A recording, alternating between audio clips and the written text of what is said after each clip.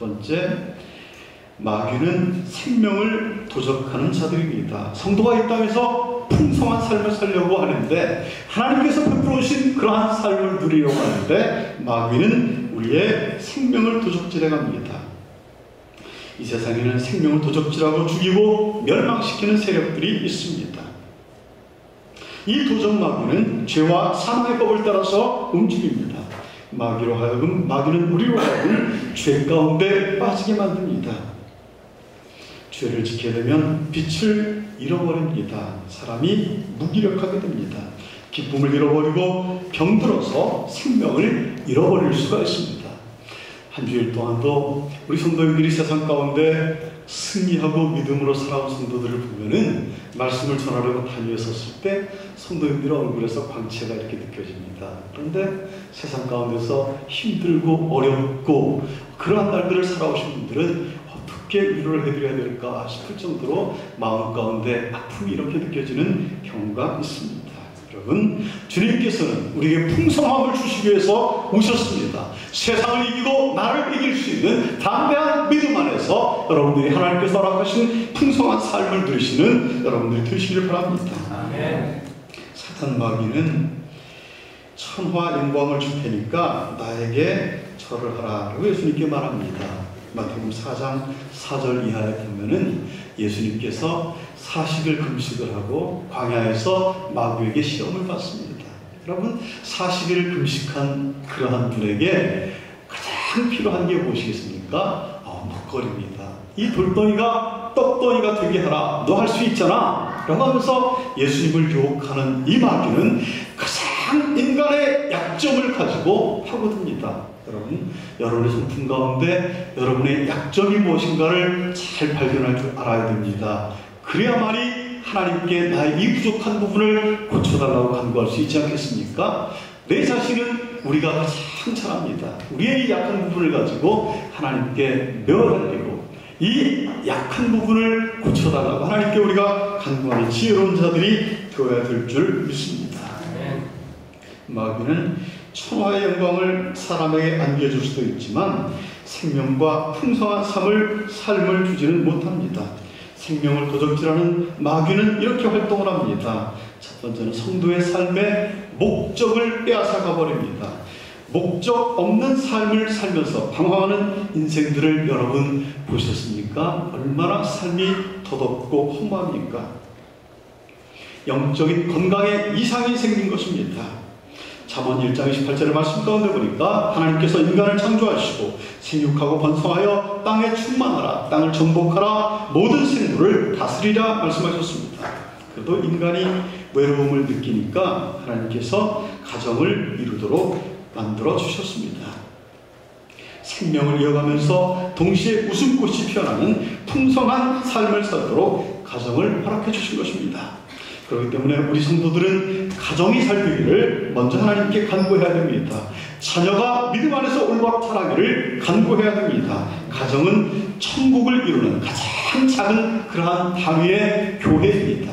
여러분, 가정에서 원만하지 못한 그러한 삶을 살아가는 성도들, 가정이 깨어진 성도들, 가정 안에서 온전히 영적으로 하나가 되지 못한 그러한 가정들은 참으로 불행한 가정입니다. 우리는 먼저 나라와 민족을 위해서 기도하는 것도 중요합니다. 그러나 여러분들의 가정이 견고한 성이 되어서 어떠한 풍랑과 바람에도 흔들리지 않는 그러한 가정이 되도록 하나님께서 지켜주시기를 간절히 바라시는 여러분이 되시기를 바랍니다. 마귀는 성도가 가진 힘을 빼앗아갑니다. 삼손이 그 놀라운 힘을 이제 원수 블레셋은 너무나 무서웠기 때문에 그 힘을 뺄 수 있는 수단과 방법을 다 동원을 합니다. 그래서 드릴라를 이제 들여서 유혹하고 삼손의 힘을 빼앗아갑니다. 삼손은 하나님께 구별된 나실인이었습니다. 하나님께서 그 머리에 삭도를 대지 말라고 했습니다. 그러나 그는 마귀의 속임에 이끌려서 자신의 비밀을 폭로하고 말았습니다. 술에 취해 있을 때 머리를 다 깎여버렸습니다. 힘을 잃어버렸습니다. 나중에 두 눈을 뽑히고 연자맷돌을 돌리는 아주 불쌍한 신세로 전락하고 말았습니다. 영으로 사는 성도가 영적인 힘을 잃어버리면은 머리 깎인 삼손과 같습니다. 여러분, 우리가 이 삼손을 보면서 그게 내가 될 수 있다고 생각해 보시길 바랍니다. 여러분이 영적으로 충만한 삶을 살 때는 어떠한 어려움이 우리 가정에 찾아온다 할지라도, 어떠한 어려움이 내 앞에 닥쳐온다 할지라도 우리가 믿음으로 능히 승리할 것처럼 생각이 듭니다. 그러나 간교한 마귀가 우리의 약점을 뚫고 들어옵니다. 허물을 누구보다 잘 아는 마귀가 우리를 그렇게 만듭니다.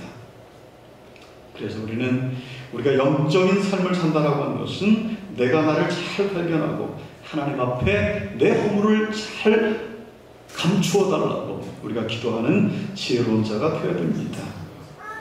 목회자가 영적으로 충만하지 못하면 단위에 사는 것이 두려울 때가 있습니다. 말씀을 전하려고 그러는데 이 영적으로 충만하지 못하면 단위에 서는 게 두려워질 때가 있어요. 우리 성도님들도 그럴 겁니다.